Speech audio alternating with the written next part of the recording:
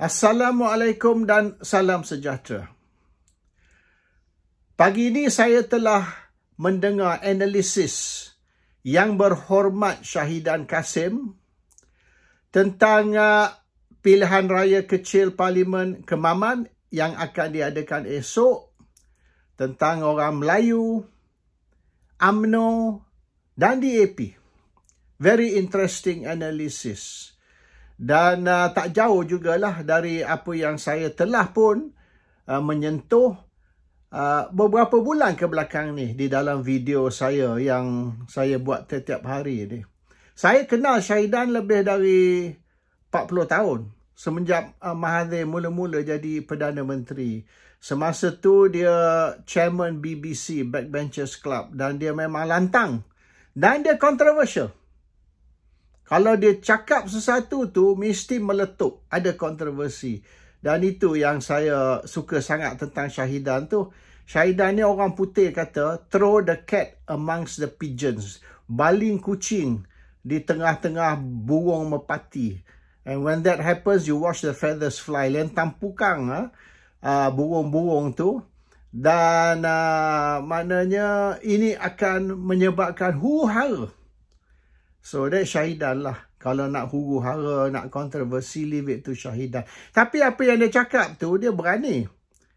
Dan dia tak takut. Dia tak tekan break lah. Syahidan ni full stop, full speed. Tak ada pertengahan. And kalau dia cakap sesuatu tu, ramai orang koyak. Ramai orang terasa lah. But he doesn't care. Dia cakap apa dia nak. Even Mahathir kadang-kadang pun terserentak bila reporter tanya Mahathir, betul ke Syahidan cakap macam ni, tak tahu. Saya tak dengar. Tanyalah Syahidan, dia yang cakap. Itu response Mahathir a few times. And okay. Apa yang Syahidan cakap pagi ni yang interesting ialah PRK, pilihan raya kecil Parlimen Kemaman esok ni, bukan tentang memilih wakil rakyat atau memilih ahli parlimen bagi kawasan Kemaman. It's bigger than that. Lebih besar dari itu. Jadi ini bukan PRK, bukan pilihan raya kecil. Ini PRB, pilihan raya besar. Oleh kerana implikasi dia lebih besar dari hanya nak memilih wakil rakyat bagi kawasan Kemaman ataupun ahli parlimen Kemaman. No. Ini proxy war. Peperangan proksi. Sama macam misalan Vietnam dulu. The Vietnam War is peperangan proksi. The Afghanistan punya war, peperangan proksi. Dan even di Palestin ni juga peperangan proksi. Is a proxy war. All these are proxy wars. And Ukraine pun peperangan proksi di antara Russia dan NATO, Russia dan dunia barat ataupun dunia Eropah. So all these are proxy wars. Dan kuasa-kuasa besar dari dulu, Korean War, Vietnam War, Iran-Iraq War was a proxy war. Actually Iran-Iraq War tu Amerika di belakangnya.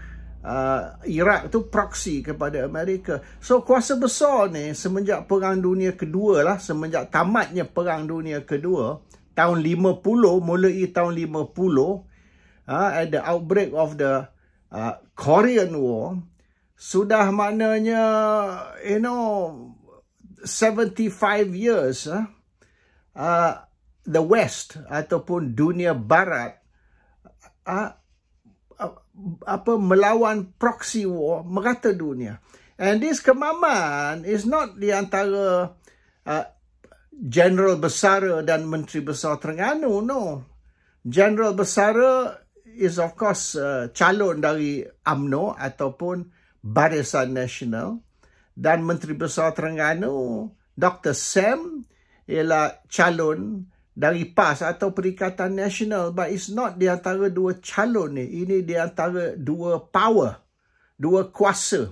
Dan kuasa ni ialah Perikatan Nasional dan Barisan Nasional. Dan apa yang Pakatan Harapan boleh buat ialah hanya duduk dan lihat saja. Sebab dalam in this fight, Pakatan Harapan tak ada tempat. Cuma setakat membantu dari segi beri duit sajalah. Itu yang Pakatan boleh buat, main duit. Selain dari itu, they have no power untuk menentukan siapa menang, siapa kalah di Kemaman. So Kemaman ni nak menentukan adakah Perikatan Nasional ataupun Barisan Nasional yang benar-benar mendapat sokongan rakyat. It's a proxy war di antara Perikatan Nasional dan Barisan Nasional untuk measure, untuk mengukur sokongan rakyat. Because we are talking about orang Melayu, orang Islam. So it's not like maknanya ini berbilang kaum macam katalah di Sabah ke Sarawak ke atau mana-mana kawasan yang 50-50. Melayu bukan Melayu, no. This is predominantly Malay. So this is a fight for the hearts and minds of the Malays. I repeat, it is a fight for the hearts and minds of the Malays. And besok, result, keputusan pilihan raya kecil Parlimen Kemaman akan memberi satu gambaran yang komplit. It will give you the complete picture. Orang Melayu ni menyokong Perikatan atau orang Melayu ni menyokong Barisan. Melayu juga maksud Islam. So it's very important. This is not about the general and the Menteri Besar. The retired general and the Menteri Besar Terengganu. It's not about these two people. Diorang ni hanya proxy kepada the powers who are fighting over the support of the Malays, the hearts and minds of the Malays. And tomorrow kita akan tahu result. Adakah orang Melayu bersama Barisan atau adakah orang Melayu bersama Perikatan. No doubt. Barisan ada banyak masalah dan juga Perikatan pun ada banyak masalah. Masalah yang dihadapi oleh parti bersatu misalnya.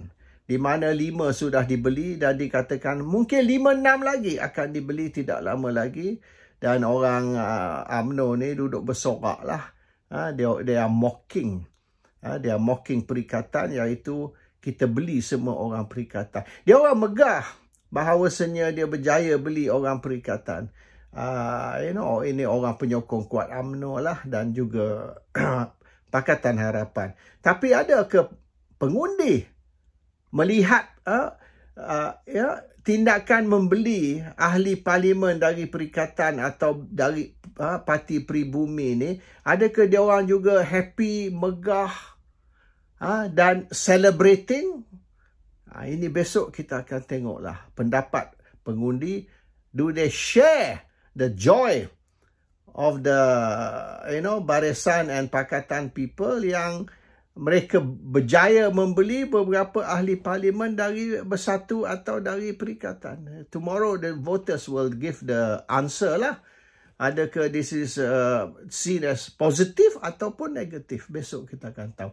But the point is, Perikatan ni, Kemaman ni important menentukan adakah betul atau tidak. Yang Barisan UMNO berkata, Barisan UMNO ni, dia punya support meningkat semula. They are getting stronger again. Maknanya UMNO ni sudah dapat semula sokongan orang Melayu. Dan mereka kata, Perikatan ataupun PAS dan Parti Pribumi, sokongan mereka sudah menurun. Sudah merosot banding dengan setahun dulu. So, setahun dulu banding dengan sekarang, maknanya UMNO Barisan naik, PAS Bersatu atau Perikatan turun over 1 year. Tomorrow, the answer will be known. Kita akan tahu jawapan dia betul atau tidak. Ataupun sebaliknya. Iaitu UMNO lebih menurun dari setahun dulu dan Perikatan ataupun PAS Bersatu lebih naik dari setahun dulu. Kalau kita tengok dari segi majoriti misalnya, setahun dulu ramai majoriti 27,000, bermaknanya ramai orang UMNO undi untuk pembangkang. Kalau tidak, dia punya majoriti tidak akan sampai 27,000. Ini Syahidan sudah terangkan, explain pagi tadi. Kalau ambil jumlah ahli PAS banding dengan jumlah ahli UMNO misalan, dan kita ambil kira majoriti 27,000, bermaknanya ramai orang UMNO undi untuk PAS. Own UMNO people. Dan besok, adakah majoriti ni akan turun? Dulu 27,000 misalnya, sekarang turun ke hanya 17,000 katalah. So bermaknanya ramai orang UMNO sudah kembali ke UMNO, undi untuk UMNO. Ataupun adakah majoriti itu sama, bermaknanya no change. Oh, majoriti itu naik lagi, lebih daripada 30. Bermaknanya lagi ramai orang UMNO lari dan undi untuk PAS banding dengan setahun dulu. So it's very interesting lah, this analysis ni. Orang banyak lihat sebagai PRK, Parlimen Kemaman. No, it's PRB. Pilihan Raya Besar.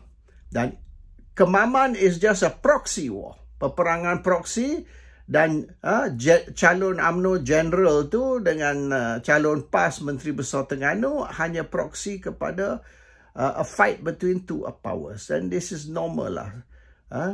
Maknanya Amerika, Britain dan kuasa-kuasa, even Russia, kuasa-kuasa besar, dia orang selalu ni peperangan proxy. UNRWA dan PKR ni pun proxy kepada Amerika. So kalau nak kira perjuangan UNRWA, perjuangan PKR ataupun Pakatan Harapan juga peperangan proxy in that sense, because sekarang ni Amerika ni is competing with China. America is competing with China. So South China Sea, di mana Malaysia memain satu peranan besar, South China Sea is the battleground. Sama macam dulu Korea was the battleground, Vietnam was the battleground, Iraq was the battleground, Afghanistan was the battleground. Amerika ni dia banyak battleground merata. The latest battleground is South China Sea.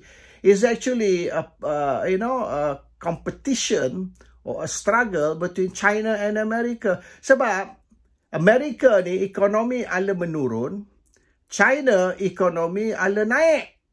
So with China's economy going up, America's economy going down, apa yang tinggal untuk Amerika is dia punya economic power ni dah merosot. So they need military power. Itu saja yang tinggal. So bermaknanya dia kena cabar China dari segi military supremacy, kerana Amerika kalah dengan China dari segi economic supremacy. So when you lose out on economic supremacy, which is what's happening now, you kena menang dalam military supremacy. So bermaknanya pengaruh China di Southeast Asia dan South China Sea perlu disekat, dan Amerika guna Malaysia untuk sekat China. This is very dangerous, very very dangerous. Semua yang Amerika guna sebagai proxy dalam proxy war, semua hancur. Vietnam hancur, Korea hancur, Afghanistan hancur, Iraq hancur, sekarang Ukraine hancur. So siapa saja Amerika guna sebagai proxy dalam proxy war di antara superpowers, akhirnya negara tu hancur. Dan the way UNRWA is bringing Malaysia ni very dangerous. Sebab kalau proxy war ni meningkat, maknanya Malaysia is in the middle of a proxy war. Hancur kita ni. Malaysia tidak akan survive. Tak ada negara dalam dunia 75 tahun ni, semenjak tahun 50 ataupun just before tahun 50, tak ada negara dalam dunia yang diguna sebagai proxy dalam proxy war Amerika survive. Semua hancur. And this is what's going to happen to Malaysia. So UNRWA is very dangerous. Satu Perdana Menteri yang sangat-sangat bahaya, kerana dia benar Malaysia diguna sebagai alat, a pawn in a proxy war. So this is what is happening now. So UNRWA needs to be removed. UNRWA kena disingkir. Sepatutnya Anwar ditangkap dan di-charge untuk treason. Macam orang Al-Ma'unah dulu. Orang Al-Ma'unah charge for treason, kena gantung tau. They got hanged for treason. Ini sepatutnya Anwar ni di-charge under treason dan digantung. Macam Al-Ma'unah. Apa beza Al-Ma'unah tu dengan Anwar? Treason against the king. So anyhow, kemaman besok ni is very interesting dari segi it will reflect, it will give satu gambaran tentang sentimen orang Melayu. Adakah betul UMNO ni berjaya dapat balik sokongan orang Melayu? Dan adakah betul perikatan ni sokongan Melayu sudah menurun banding dengan setahun dulu? Tomorrow, insyaAllah, kalau saya panjang umur, kita semua panjang umur, the answer will be given. Now, yang satu lagi yang disentuh oleh Syahidan, very interesting. Yang orang Melayu marah ni sangat ke DAP. You see, yang menyokong DAP ni pemimpin UMNO. Syahidan terangkan tadilah, pemimpin UMNO yang sokong DAP ataupun pakatan. Tapi ahli UMNO atau pengundi-pengundi biasa yang bukan UMNO, bukan PAS, mereka hanya pengundi saja. Mereka tak sokong tindakan UMNO untuk jilat DAP. There's only a few people at the top lah. And then dia orang ni pun jilat DAP kerana kepentingan diri sendiri, personal interest. Macam kes mahkamah lah, inilah dan itu. So maknanya, it's only kalau kita nak ambil lah orang Melayu, 20 juta orang Melayu. Misalan kan, 20 juta orang Melayu ni, hanya 1%. Kalau 20 juta ni, kalau 1%, 200,000. Itu je ketua-ketua bahagian. Pucuk pimpinan UMNO, Majlis Tertinggi, Ahli Parlimen. So we are talking about 1% of the Malays. 1%. Tapi oleh kerana kita guna sistem Westminster ni, sistem demokrasi barat, 1% menentukan masa depan 100%. Itu pasal filosofer Plato kata, demokrasi tak baik. Democracy is no good. Plato ni, the philosopher said. Because democracy ni is the tyranny of the majority, of the minority over the majority. Maknanya, minority menentukan masa depan majority. 1% orang Melayu ataupun kurang dari 1% orang Melayu menentukan masa depan, lagi 99%. 1% decides the fate and future of the other 99%. So democracy is no good kalau macam tu. Anyhow, 1% support DAP, 1% Melayu menjilat DAP, 99% lagi sama ke tidak? Sokong juga ke? Jilat juga ke? This is what kita akan tengok besok. Dan mengikut Syahidan, hanya segelintir orang Melayu saja. Dan kalau kita tengok, inilah yang lagi penting ni, poin Syahidan tadi. UMNO ataupun pemimpin UMNO jilat DAP. Puji DAP. DAP sekarang lain, bukan macam dulu. DAP sekarang macam ni lah, macam tu. DAP tak lagi lah musuh Melayu. DAP bukan musuh Islam. Bla bla bla bla. So the new DAP ni, the new DAP ni reform. A miracle. Tapi hanya orang UMNO saja, pemimpin UMNO saja yang jilat DAP, Syahidan kata. Kita dengar macam-macam lah benda positif dari orang UMNO, pemimpin UMNO tentang DAP. Tapi orang DAP tidak cakap sama tentang UMNO. Orang DAP tak pernah, pemimpin ke, ahli ke, penyokong, tak kisahlah. Orang DAP tak pernah kata, oh UMNO baru, this UMNO is good. Bukan macam UMNO dulu. UMNO dulu, masa zaman Mahathir, zaman Abdullah Badawi, zaman Najib Razak, zaman Ismail Sabri. UMNO dulu is penyamun. Hoi, hoi, hoi. hoi, hoi. Ini UMNO dulu. UMNO sekarang tak. UMNO sekarang bersih. UMNO sekarang tidak ada kes rasuah. So, kita jangan banding UMNO sekarang dengan UMNO dulu. UMNO dulu betul haprak, penyamun, perompak, pencuri, lanon, resis. UMNO dulu. UMNO dulu, ketuanan Melayu. UMNO dulu, Islam comes first. No, UMNO sekarang lain. Tak macam UMNO dulu. UMNO sekarang tak mengutamakan orang Melayu. UMNO sekarang tak mengutamakan Islam. UMNO sekarang tak curi duit. Orang yang curi duit semua dah ditangkap, dah dipenjarakan. Najib Razak dan tak adalah Najib Razak seorang lah, sebab yang lain-lain yang dikata perompak, lanon semua, DNAA tak masuk penjara. So anyhow lah, whatever it is, the new UMNO is clean, bersih, jernih.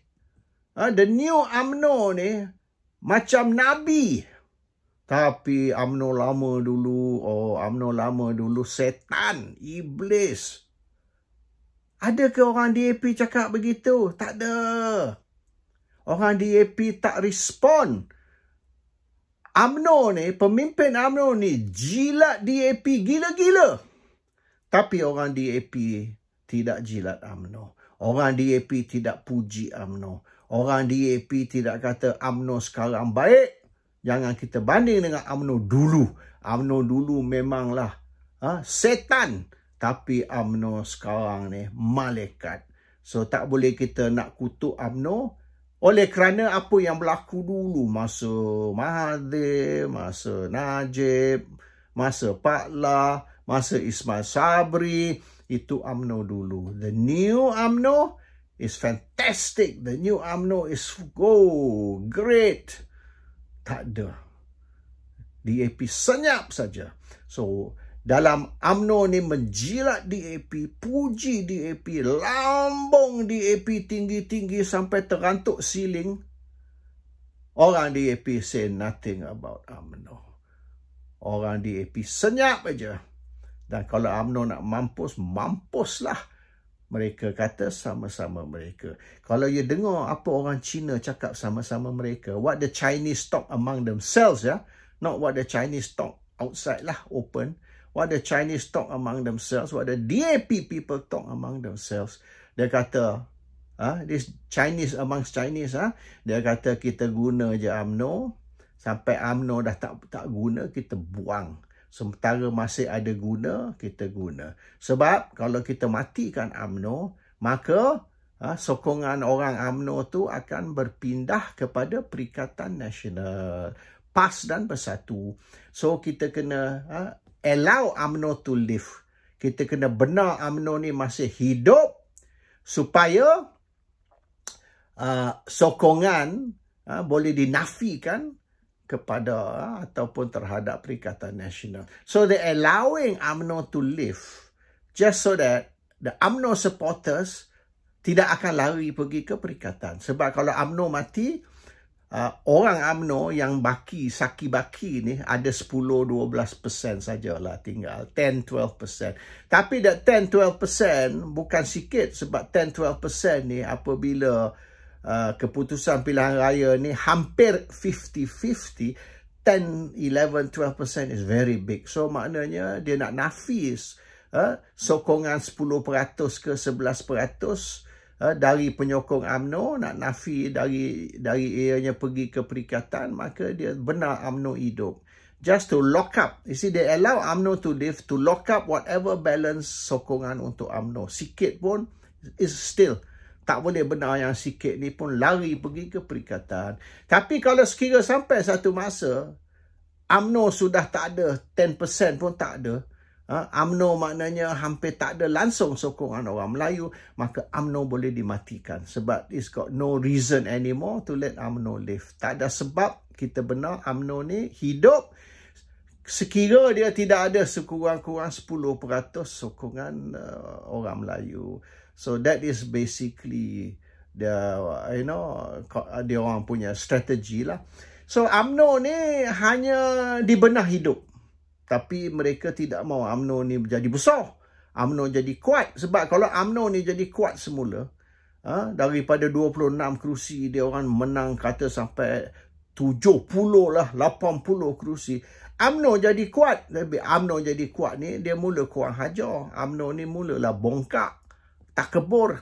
Sekarang pun dia bongkak. Dalam dia dapat 26 kerusi. Dia bongkak sebab dia kata ni 5 ahli parlimen perikatan sudah cross. Oh, itu yang dia orang seronok sangat tu. Dia bongkak sekarang sebab tu lah. Tapi what they're hoping for is akhirnya UMNO ni boleh dapat dalam 15 lah misalnya, ataupun lebih dari 10 ahli parlimen dari perikatan. Dan UMNO boleh maknanya menunjuk, saya sekarang sudah ada lebih dari 45 ni ahli parlimen, termasuk yang lompat, termasuk yang beli. So maknanya UMNO boleh beri gambaran yang mereka kuat. So Pakatan Harapan, DAP, PKR perlu layan UMNO lebih baik lah dari sekarang. Sekarang ni UMNO is only Pakatan's bitch. Dia orang pun, UMNO pun tak suka. So that's I think Syahidan punya analisis ni betul. Sebab kalau kita tengok setahun kebelakangan ni, banyak orang UMNO duk puji dan duduk jilat DAP. Tapi orang DAP tak buat sama. Dia diam je. Walaupun orang DAP tak condemn UMNO ni parti korup, parti rasuah, parti salah guna kuasa. Walaupun DAP tidak lagi bercakap macam tu, yang dia duk cakap 30-40 tahun dulu, 30-40 years DAP duduk kutuk UMNO. Sekarang ni, setahun kebelakangan ni tidak lagi. Tapi amongst themselves, kalau kita Cina dengan Cina, dia orang kutuk lagi UMNO, Melayu, Islam, kutuk gila-gila. Tapi kalau kita campur sama Melayu, kita tak tahulah. Cuba kita campur dengan orang bukan Melayu, orang Cina. Especially kat sini ni. Dekat UK dia. Kalau dengar apa dia orang cakap tentang UMNO ni, kadang-kadang rasa marah juga. Tapi apa dia cakap tu benar. Macam mana nak marah? So there's an issue about Kemaman, about Melayu, about DAP. And akhirnya sebelum saya tutup, saya nak cerita yang Syafiq Abdullah, Peguam Najib Tun Razak, mengumumkan yang dia telah hantar surat peringatan, reminder letter kepada kerajaan. Sebab hampir setahun Najib telah mohon pengampunan. Tapi sampai hari ini, bukan saja pengampunan belum diberi, tidak diberi kepada Najib, tapi surat tu pun tak dijawab.